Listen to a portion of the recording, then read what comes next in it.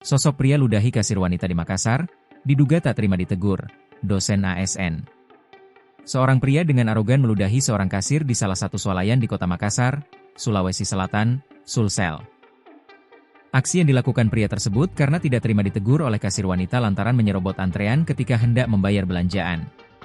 Dilansir dari Kompas.com, belakangan terungkap bahwa pria yang meludahi kasir wanita tersebut merupakan seorang dosen di Universitas Islam Makassar, UIM, berinisial AS. Rektor UIM Makassar, Muammar Bakri membenarkan bahwa AS merupakan dosen di UIM.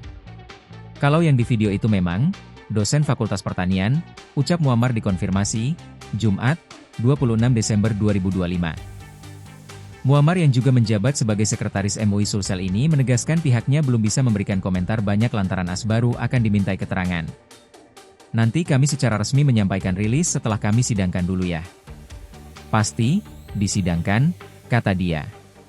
Menurutnya, aksi AS terhadap kasir wanita tersebut dianggap sangat tidak manusiawi dan mencoreng citra kampus. Yang pasti di video itu kan tidak baguslah, tidak manusiawi kalau itu kejadian. Pasti akan kita berikan sanksi akademik sesuai aturan yang ada di kampus, beber Muammar.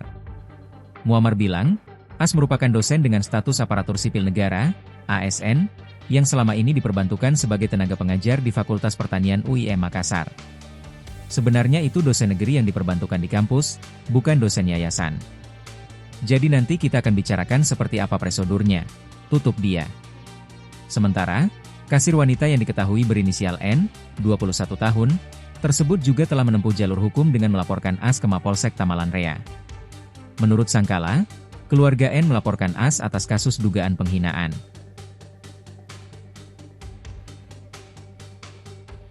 Download Tribun X sekarang, menghadirkan lokal menjadi Indonesia.